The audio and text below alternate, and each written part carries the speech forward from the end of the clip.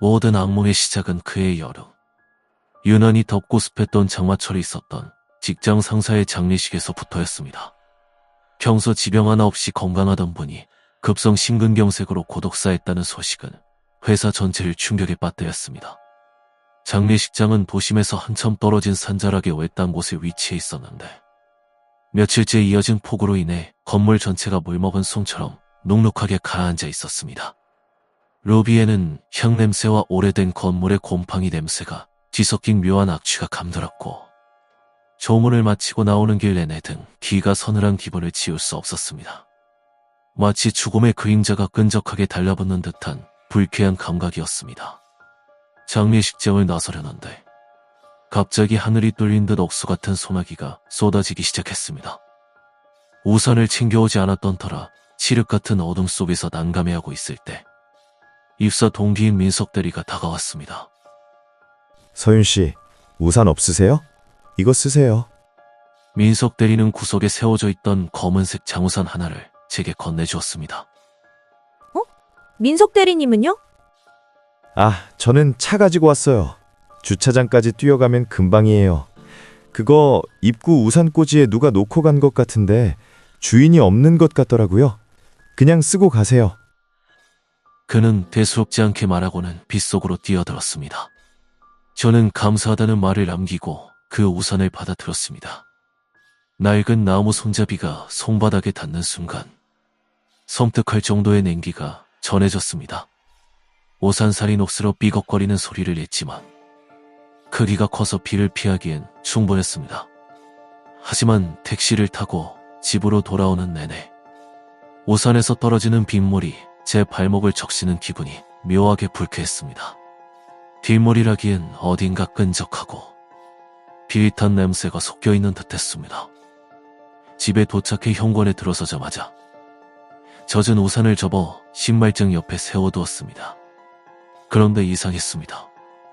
분명 밖에서 물기를 털고 들어왔는데도 우산 끝에서는 끊임없이 검붉은 물이 흘러나와 현관 타일에 웅덩이를 만들고 있었습니다.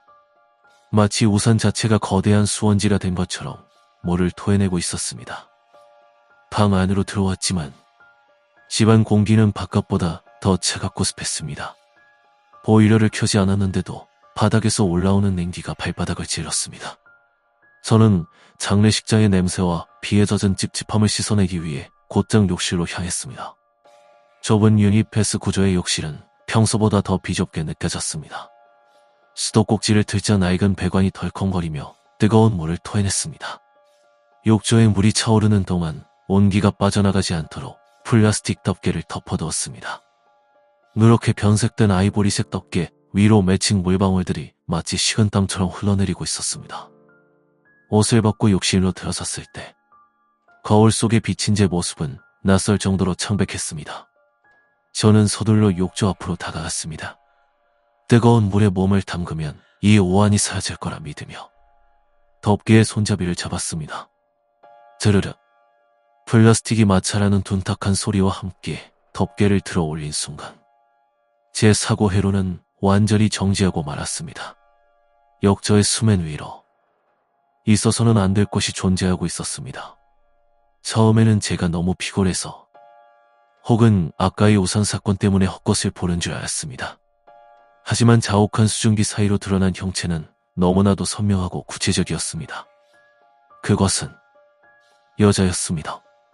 머리에 정수리 부분만이 욕조 한가운데 둥둥 떠 있었고 코 아래 부분은 찰랑거리는 물속에 완전히 잠겨 있었습니다. 마치 깊은 저수지 바닥에서 수면 위로 막 떠오르려는 익사체처럼 보였습니다. 하지만 시체라기엔 너무나 생생한 원념이 느껴졌습니다.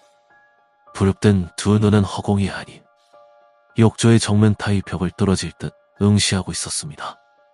물 위로 퍼진 머리카락은 검은 해초처럼 흐느적거리며 욕조 전체를 뒤덮고 있었고 부력을 이기지 못한 듯 뒤다 못해 창백한 두 팔이 물 위로 살짝 떠올라 있었습니다. 검은 머리카락 사이로 언뜻언뜻 비치는 가느다란 팔뚝은 소름 끼치도록 비현실적이었습니다. 어떤 자세로 구겨넣는다 해도 성인 여자의 몸이 저 좁은 욕조 안에서 수직으로 떠있는 것은 물리적으로 불가능했습니다. 아무리 생각해도 인간이 아니었습니다. 현관에 세워둔 그 검은 우산에서 흘러나온 무언가가 물을 따라 이곳까지 들어온 것이 분명했습니다. 저는 욕조 덮개를 손에 든 채 알몸인 것도 있고 그 자리에 우두커니 서서 석상처럼 굳어버렸습니다. 비명조차 목구멍에 걸려 나오지 않았습니다. 그때였습니다. 벽을 응시하던 여자의 눈동자가 마치 기름칠이 잘 된 기계 부품처럼 또르르 굴러 저를 향했습니다.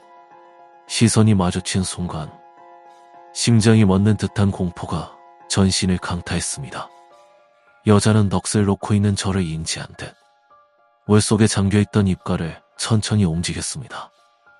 검고 긴 머리카락 사이로 모래 굴절 때문인지 비현실적으로 크게 찢어진 입이 보였습니다.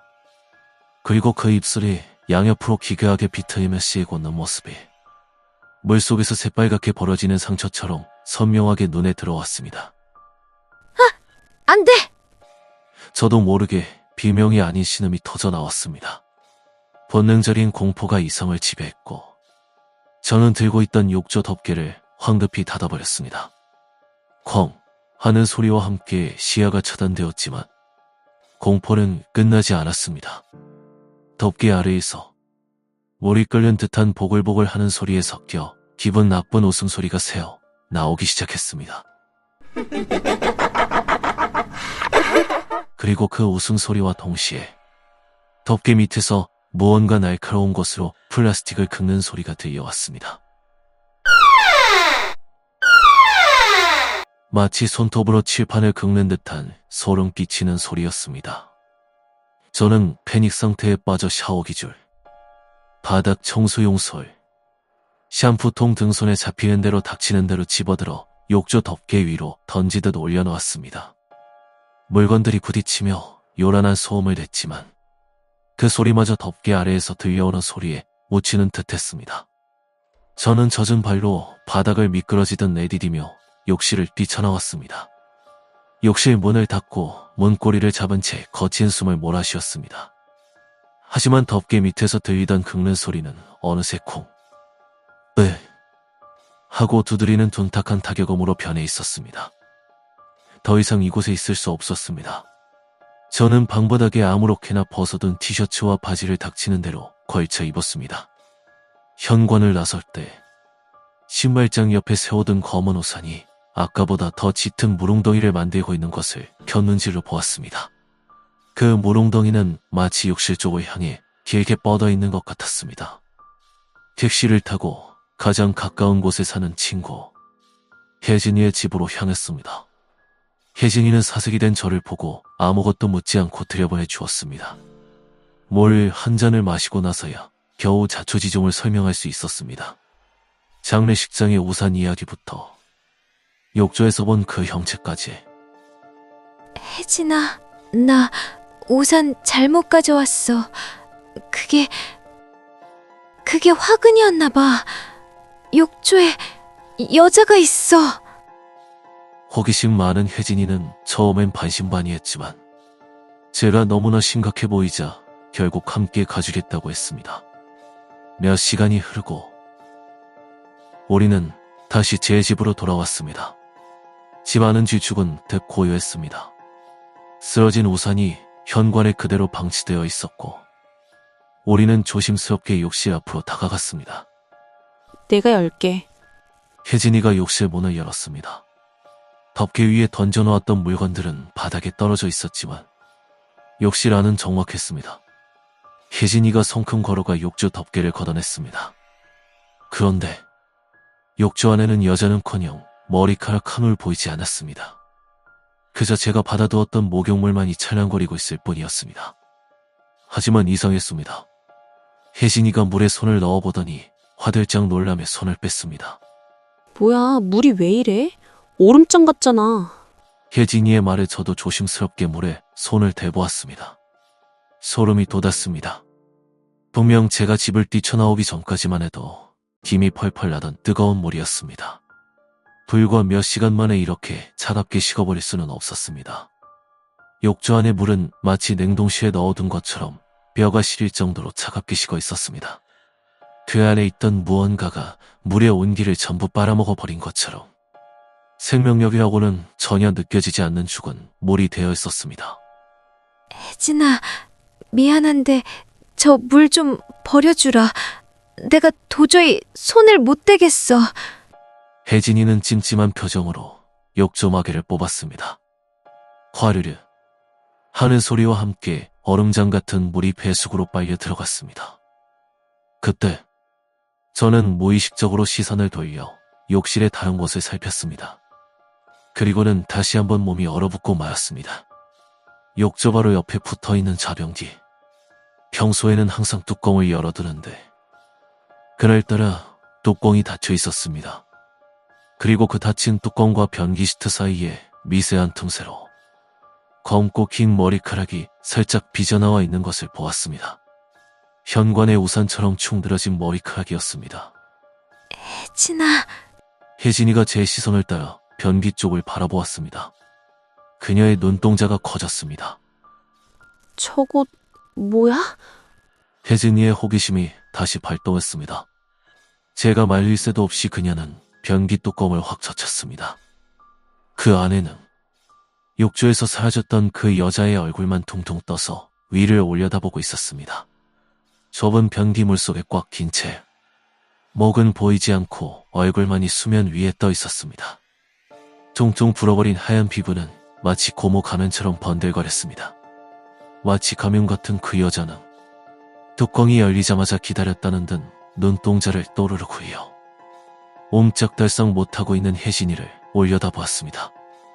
그리고 다음 순간 혜진이 뒤에 서 있는 저를 향해 시선을 옮겼습니다. 저와 시선이 마주친 순간이었습니다.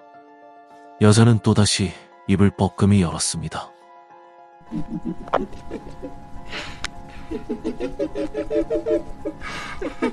기계적인 웃음소리에 맞춰 여자의 얼굴이 태엽장치처럼 덜덜 떨리기 시작했습니다. 좁은 공간에 억지로 구겨 넣어진 흑발이 스르르륵 변기 안쪽 배관으로 끌려 들어가듯 꿈틀거렸습니다. 으악! 혜진이가 비명을 지르며 변기 뚜껑을 닫아버렸습니다. 그리고는 한 손으로 뚜껑을 힘껏 누른 채 다른 한 손으로 레버를 비틀었습니다. 거센 물살 소리와 함께 귀에 거슬리던 웃음소리가 물에 잠기기 시작했습니다.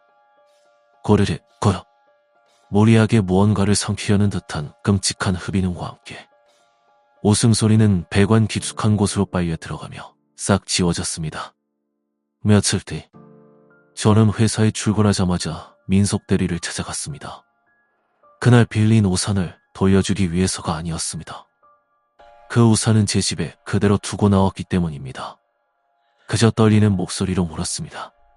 민석 대리님, 저 그때 빌려주신 우산 말인데요. 제 말을 들은 민석 대리는 서류를 넘기던 손을 멈추고 의아한 표정을 지었습니다. 우산이라뇨? 저는 서윤 씨한테 우산을 빌려준 적이 없는데요? 저 그날 조문 끝나고 급한 일이 있어서 차 타고 바로 갔습니다. 서윤 씨가 나가는 것도 못 봤습니다만 순간 등골이 오싹해졌습니다. 분명 빗속에서 제게 우산을 쥐어주던 그의 얼굴을 똑똑히 기억하는데 그렇다면 텅 빈 장례식장 로비에서 주인이 없다며 제게 그 낡고 검은 우산을 건넨 것은 대체 누구였을까요? 아니, 무엇이었을까요? 저는 그 길로 부동산에 전화를 걸어 집을 내놓았습니다. 그리고 그 검은 우산은 심부름 센터를 시켜 원래 있던 장례식장 분실물 센터에 갖다 놓게 했습니다. 제가 직접 만지기에는 너무나 불길했기 때문입니다. 회사랑은 멀어지지만 더 이상 혼자 살 자신이 없어 엄마가 계신 친가로 들어갔습니다. 짐을 풀며 엄마에게 그날 있었던 일을 털어놓았습니다.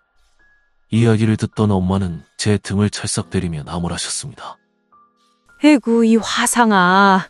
장례식장에서는 아무리 비가 와도 남의 물건 함부로 들고 오는 거 아니다. 그리고 그런 험한 곳에 다녀왔으면 곧장 집으로 올 게 아니라 편의점이라도 들러서 밝은 불빛 좀 쐬고 사람들 북적이는 기운에 안 좋은 걸 떼어내고 들어왔어야지. 엄마는 소금 한 줌을 가져와 제 머리 위에 뿌리며 혀를 차셨습니다. 그날 이후로 저는 작은 습관이 하나 생겼습니다. 이제 장례식장에 다녀올 일이 생기며 집에 들어가기 전에 반드시 집 앞 편의점에 들릅니다. 환한 형광등 불빛 아래에서 캔맥주 하나를 사서 그 자리에서 시원하게 들이켜며 제 뒤에 붙어있을지도 모를 녹록한 기운을 털어냅니다. 하지만 여전히 바뀌지 않은 것도 있습니다.